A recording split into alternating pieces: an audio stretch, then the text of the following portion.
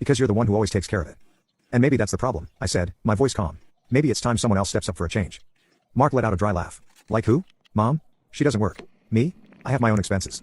I raised an eyebrow. And I don't? You make more than all of us, he shot back. There it is, I said. The real reason you all feel entitled to my money. Just because I make more doesn't mean I owe you anything. I bought that house for Mom. I've covered every bill, every grocery trip, every emergency. And instead of gratitude, I get told I do nothing but give headaches. Mark exhaled sharply, running a hand through his hair. She didn't mean that. She was upset. I shook my head. No, she meant it. And the worst part? No one defended me. Not even you. He looked away. For the first time, I saw it, the flicker of guilt in his eyes. You don't get it, he finally muttered.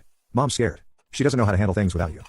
Then maybe she should have thought about that before she humiliated me in front of the whole family, I said, stepping back inside. I'm done, Mark. Figure it out. And with that, I closed the door. The next week was chaos. Mom called every relative she could, spinning the story in her favor. She abandoned us. She's punishing me just because I asked for respect. She's selfish, greedy, only cares about money. Some relatives took her side immediately, sending me messages about how family is everything and how I'll regret this one day. But others started seeing the cracks. Aunt Lisa, sweetheart, I didn't know you were paying for everything. That's not fair to you. Cousin Rachel, wait, hold up. You bought the house, and she still treats you like that? Mom didn't expect people to ask questions. And when they did, her perfect little victim act started falling apart. By the end of the month, she called me herself, not to apologize, but to beg. Please, just cover the bills for one more month. We're struggling. I closed my eyes, took a deep breath, and gave her the same answer I'd given Mark. Figure it out. And for the first time in my life, I felt free. Days passed, then weeks. I expected my mother to come around eventually, to apologize, to admit she had been wrong, to at least acknowledge what I had done for her all these years. But she didn't. Instead, she doubled down. I started hearing things through the family grapevine, how I had turned my back on my own mother, how I had forced her into financial ruin, how I was so full of myself that I thought money could replace love and family. And my personal favorite, how she raised a selfish, ungrateful daughter who abandoned the woman who gave her life. It was laughable, really. I had done everything for her, bought her a house, paid her bills, made sure she never had to worry about a single thing. The moment I stopped, I was suddenly the villain of the story. But the problem with lies is that they fall apart when the truth comes out. And the truth was about to hit her harder than she ever expected. It started with small cracks in the illusion.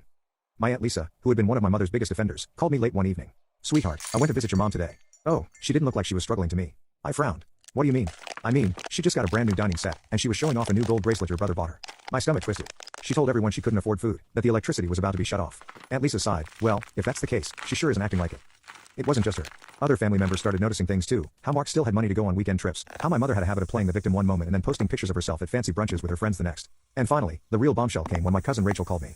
Hey, do you know how much your mom is charging Mark for rent? I heard from his wife that he's only giving her $100 a month. I nearly dropped my phone. $100? I had been paying everything for that house, covering thousands of dollars a month. And the moment I left, Mark, who had a full-time job, was giving her $100. That was it. I had spent my whole life being the family's personal bank, taking on their burdens, sacrificing my own comfort so they could live easily. And now, the moment I walked away, they weren't suffering.